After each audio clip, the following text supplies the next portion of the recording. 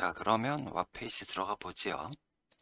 사출 제품에서 웹페이지라고 하는 얘기는 단순히 확대 또는 축소된 경우를 보정을 했을 때 본래 제품 형상과 차이나는 결함을 의미하죠. 예를 들어서 평면이 나와야 될 부위가 곡면으로 나왔다든지 아니면 원이 나와야 될 부위가 찌그러져서 타원 형상이 됐다든지 이런 결함을 얘기하는 거죠. 이렇게 본래 제품 형상과 차이가 나면 제품 기능상 문제가 될 경우가 생기니까 웹페이지는 결함에 해당되지요. 그 외에 이제 단순하게 확대, 축소된 경우는 금형에서 수축률로 보정이 되기 때문에 이렇게 수축률로 보정이 가능한 경우는 결함이 될 수가 없겠죠. 자, 그래서 이제 웹페이지의 원인부터 한번 들어가 보죠. 웹페이지의 원인은 이 제품 내부에 축적된 수축 편차지요. 단순 수축이 아니고 수축 편차에 의해서 발생하는 잔류 응력이 추후에 냉각 고화된 제품의 강성, 그러니까 다시 얘기해서 뭐 제품의 영계수 이런 얘기겠죠. 그 강성과 평형을 이루는 과정에서 발생하는 거죠. 그래서 궁극적으로는 제품 내부 수축 편차가 웹페이지의 원인이다. 이렇게 생각하면 되겠죠. 그러면 제품 내부 수축 편차는 어떻게 생기느냐? 그 문제를 좀 알아볼 필요가 있겠죠. 그래서 제품 내부 수축 편차는 발생시키는 요인이 주로 이렇게 세 가지로 나눠지죠. 우선 형상 및 두께 편차에 의해서 발생하는 수축 편차가 있겠고, 배양 효과에 의한 수축 편차, 그 다음에 앞서도 잠깐 얘기했지만 금형 냉각 회로에 의해서 발생하는 수축 편차가 있죠. 그래서 마지막 이 냉각 회로에 의해 발생하는 수축 편차는 고정측 또는 가동측의 한쪽 면이 가열을 하는 경우가 아니면은 굉장히 미미하다 그랬죠. 그럼 그 정도로 알아두고, 그 다음에 요 배양 효과에 의한 수축 편차는 일반적인 플라스틱의 경우에는 큰 문제가 안 되는데 주로 섬유 강화 플라스틱 같이 그 방향성을 가지는 첨가제가 들어가 있을 때는 이게 굉장히 심각해지죠. 특히 그 섬유 강화 플라스틱 같은 경우는 기능성 제품이 많기 때문에 뭐 조립 부위에 기미를 위한다든지 그래서 원통 형상의 실이 들어가는 경우 아니면 평면부 이런 부위가 제대로 안 나왔을 때는 굉장히 이제 골치 아픈 문제로 야기되지요. 그래서 이 배양 효과에 의한 수축 편차는 좀 디테일하게 다루기로 하고 그 형상 및 두께 편차에 의한 수축 편차 얘는 가장 이제 일반적인 경우죠. 그래서 이 경우는 그 제품 형상만 보고도 변형이 어떤 식으로 발생하겠다 이렇게 예측도 가능한데 요 밑에서 한번 다뤄보기로 하고 자 그래서 이런 요인들은 제품 재질과 밀접한 관계가 있겠죠. 첨가제라든지 아니면은 수축률이라든지 이런데 굉장히 밀접하게 관계가 있을 수밖에 없고 수축에 관한 거니까 당연히 사출 성형 조건에서 온도라든지 보압에 따라서 변화할 수밖에 없겠죠. 그래서 이런 이제 웹페이지를 개선할 필요가 있을 때 이때는 이제 굉장히 어려워지죠. 그래서 우선 그 웹페이지의 원인이 뭔지 정성적 분석이 올바르게 돼야 되겠고 그걸 확인하기 위해서 가능하면 정량적 접근을 하고 그 다음에 이제 실무 적용하고 개선 이렇게 해야 되겠죠. 그리고 이렇게 그 웹페이지를 개선하려면 경우에 따라서 금형을 보상 가공 같은 작업을 해야 되기 때문에 이런 경우는 측정 문제도 들어갈 수 있을 거고 경우에 따라서는 측정 데이터로부터 거꾸로 모델링을 하는 리버스 엔지니어링 기술도 필요하겠죠. 그래서 다방면에 걸쳐서 굉장히 수준 높은 기술력이 요구되는 거죠. 자, 그러면 형상 및 두께 편차에 의한 수축 편차부터 보기로 하지요. 이 경우에는 우리가 금형 표면 온도를 일정하다고 가정할 경우에 제품 형상에 의해서 발생하는 냉각 속도 차에 의해서 생기는 수축 편차로 정의할 수 있는데, 앞에서 우리 히트 이퀘이션에서 봤듯이 냉각 시간은 제품 두께 제곱에 비례하니까 두께가 얇은 부분은 당연히 먼저 냉각이 되겠죠. 근데 냉각이 되면 수축이 되니까, 수축이 되면 그 부위에 압력이 떨어지는 거죠. 그럼 아직 냉각이 덜 된 부위에서 먼저 냉각된 부위로 보압 과정 중에 수지 흐름이 생기니까 먼저 냉각된 데는 수축에 의해서 부족해진 재료를 보충하게 되는 거죠. 그래서 이제 상대적으로 수축이 작아지니까 여기서 수축 편차가 생길 수 있고, 다음으로 두께가 균일하다 그래도 예를 들어서 성형 완료 전에 유동 말단을 형성하는 형상이 있죠.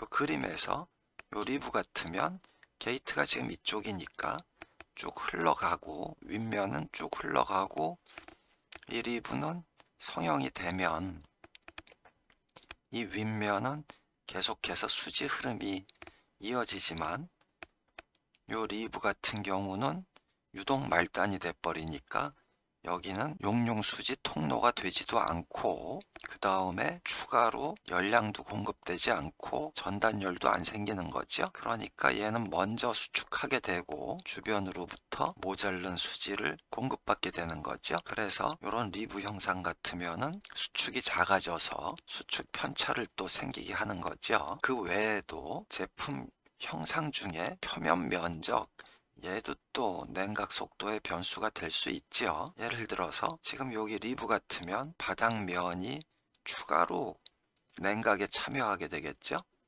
그래서 냉각 면적이 더 커지기 때문에 이 경우도 이제 냉각 효율이 올라가게 되니까 수축 편차를 일으킬 수 있겠죠. 그래서 이렇게 형상 및 두께 편차에 의한 수축 편차는 등방성 수축에 관한 문제죠.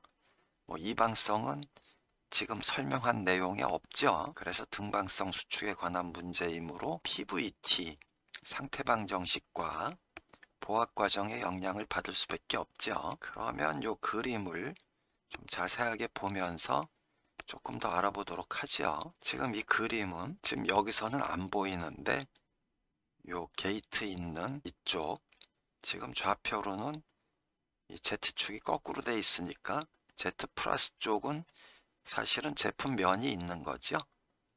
제품면이 잘 안 보여서 설명을 했으니까 그렇게 이해해 주시고, 제품 바닥면에 격자 리브 구조가 있는 경우가 지금 이 그림이죠. 그래서 그림에서 이렇게 지금 리브 형상은 이 제품보다 두께가 좀 얇죠.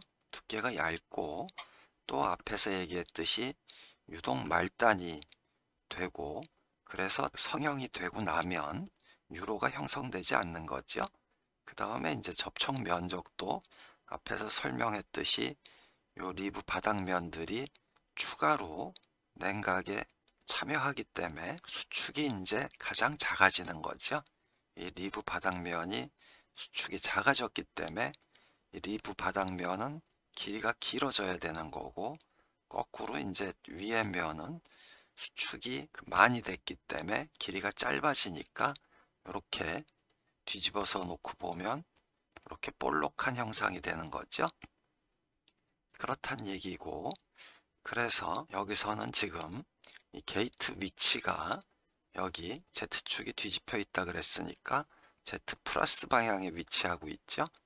그래서 이렇게 Z 플러스 방향에 그 게이트를 두고 요 윗면에 대해서 수축을 보압 과정에서 보완을 했지만 형상 및 두께 편차에 의한 수축 편차를 완전히 보완하지 못한 거죠. 그걸 보완을 했으면 얘가 이렇게 볼록하게 되지 않고 평평하게 돼 있겠죠. 자, 그 다음에 다음 페이지 보면 요 밑에 있는 그림은 지금 이 위에 여기 변형을 나타낸 이 그림의 제품을 단면을 이렇게 잘라 놓은 건데, 단면을 잘라 놓고 그 그때 이제 밀도를 표시한 거죠. 여기서 이제 밀도는 이 완성된 제품의 밀도가 아니고 몰드 플로우의 이제 밀도 데이터인데, 이 밀도는 냉각이 되면서 고화가 막 됐을 때 그때 이제 밀도를 나타내는 데이터지요. 그러니까 최종 밀도가 아니지요. 뭐 최종 밀도가 이렇게 달라질 수는 없겠고, 최종 밀도는 균일해지겠지만 고화 온도에 도달한 순간의 밀도라고 생각하면 되겠죠. 그래서 얘를 좀 한번 우리 PVT를 보면서 설명을 해보죠.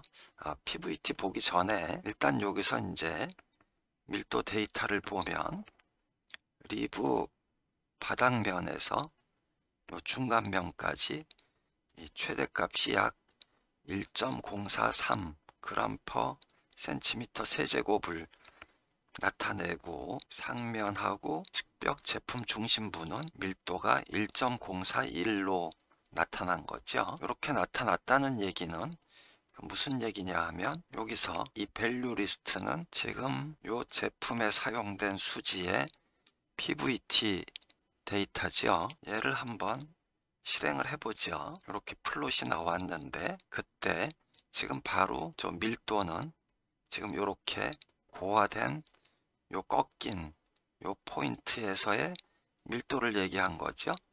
그러면 밀도는 여기서 표시한 비체적의 역수니까 요 PVT로부터 그 고화될 때 작용된 사출압이 얼마인지 알 수가 있겠죠. 그걸 한번 찾아보죠. 그럼 여기서 우선 1.043이니까 여기를 좀 확대해 놓고 계산을 해보면 1.043 역수니까 x분의 1을 하면 0.9588 정도가 나왔죠. 0.9588이면 여기서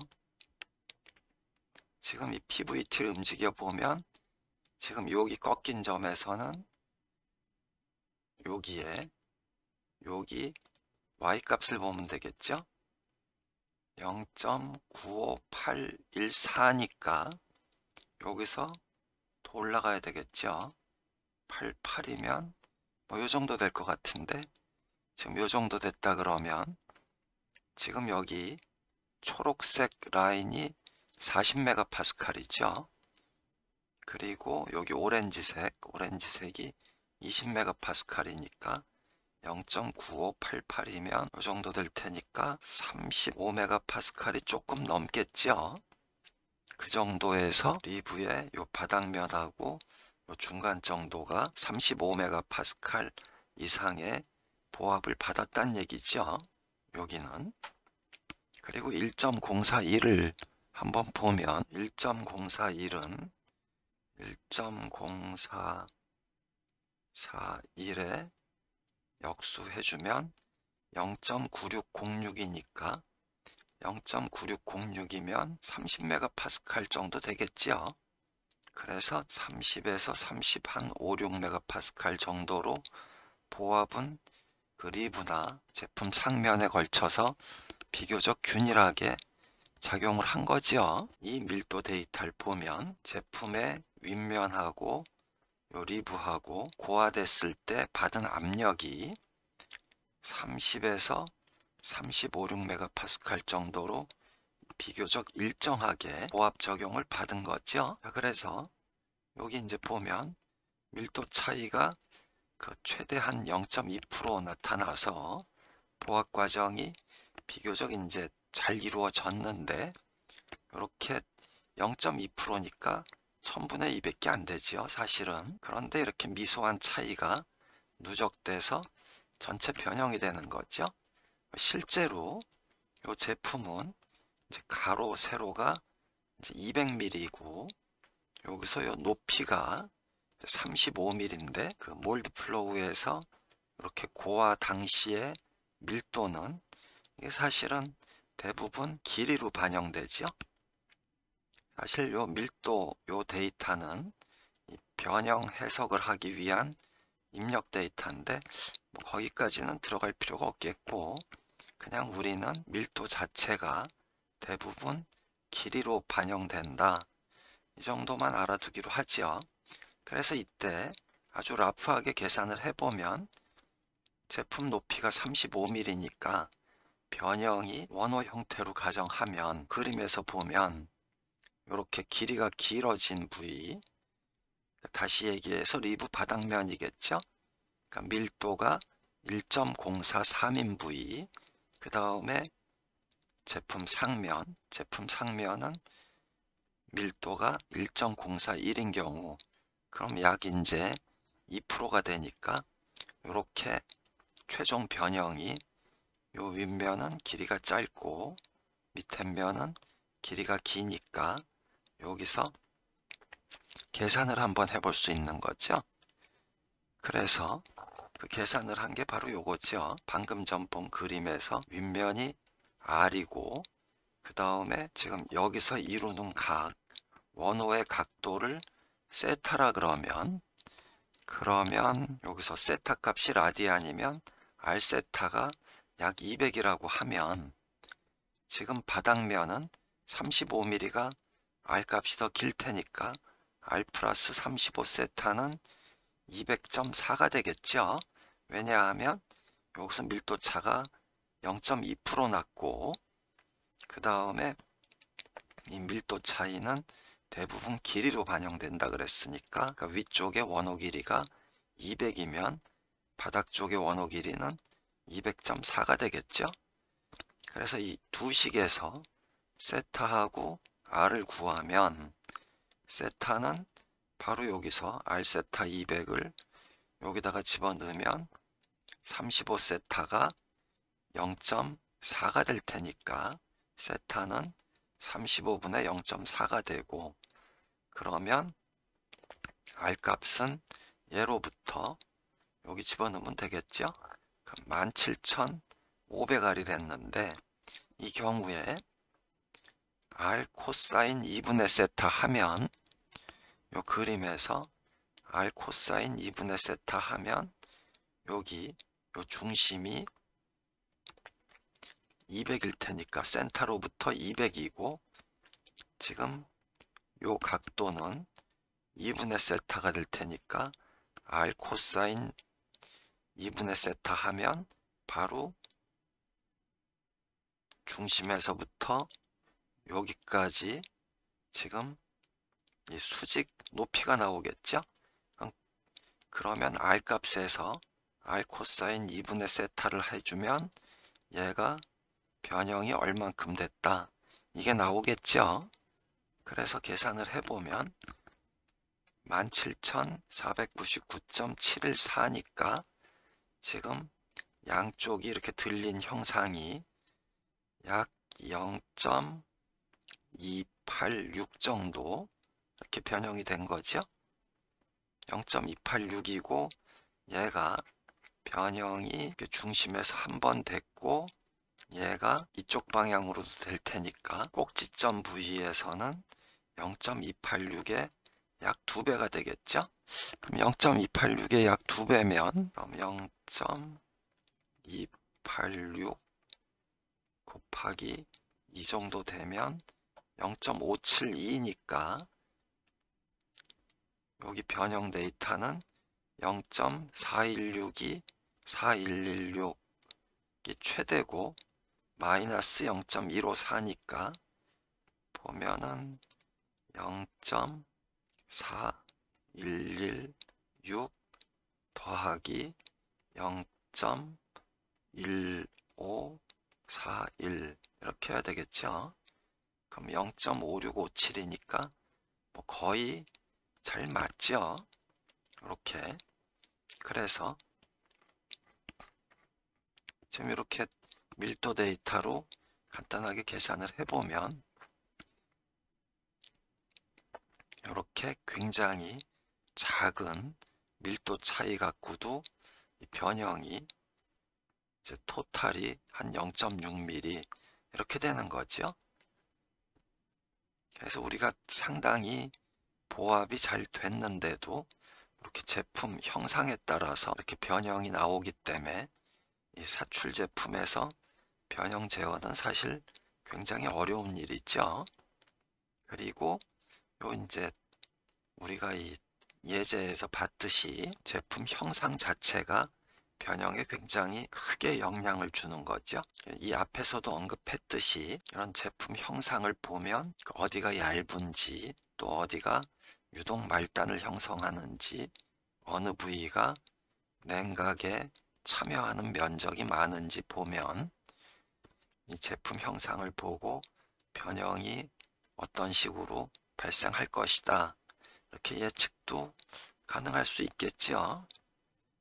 자, 그렇게 이해하고 여기 지금 예제 데이터는 그 스타렉스 HF06601 ABS 재료에 대한 거죠. 그래서 이제 이 ABS 재료에 방향성 첨가제가 없기 때문에 이 경우는 전체 변형이 형상 및 두께 편차에 의한 수축 편차에 의해서 결정이 되는 거죠.